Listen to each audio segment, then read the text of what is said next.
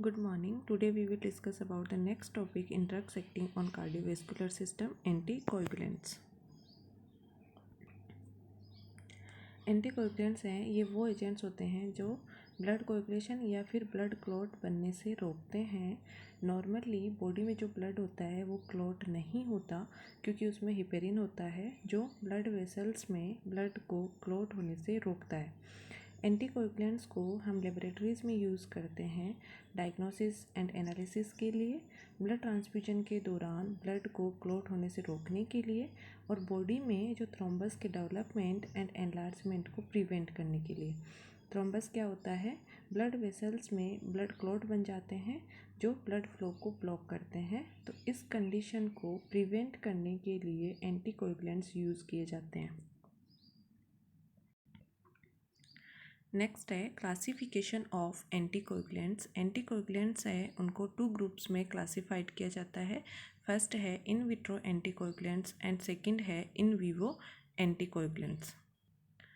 जो in vitro anticoagulants हैं इनको यूज़ किया जाता है लेबोरेटरीज़ में डायग्नोसिस एंड एनालिसिस के लिए और इसके अलावा जो ब्लड ट्रांसफ्यूजन है उसके दौरान ब्लड कोएगुलेशन को प्रिवेंट करने के लिए, जैसे oxalate salts of sodium, potassium, ammonium, lithium, sodium fluoride, EDTA, sodium citrate, acid citrate, dextrose and heparin.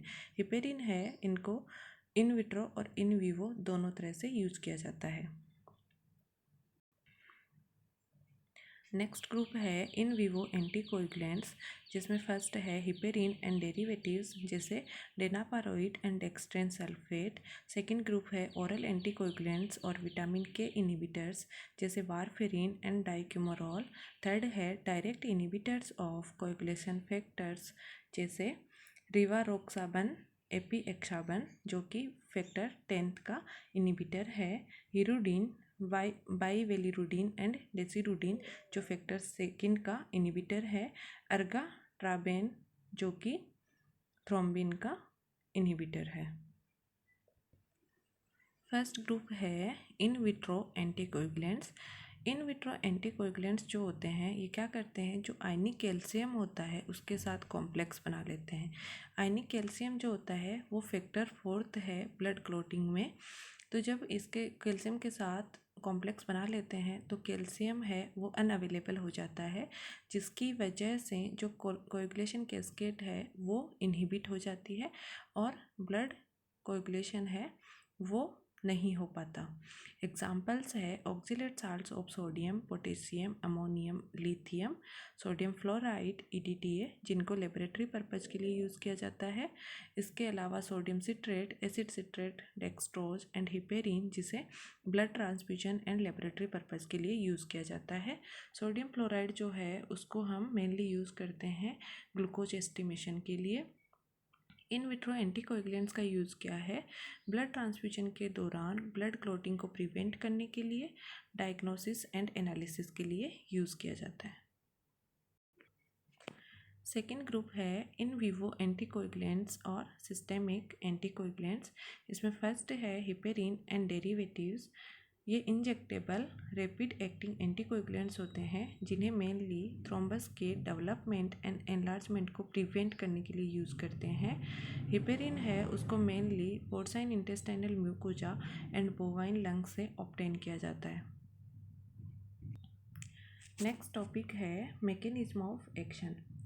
Body में कुछ एंडोजीनस इनहिबिटरी फैक्टर्स होते हैं जो क्लॉटिंग फैक्टर्स के साथ इंटरेक्ट करके उन्हें इनहिबिट कर देते हैं।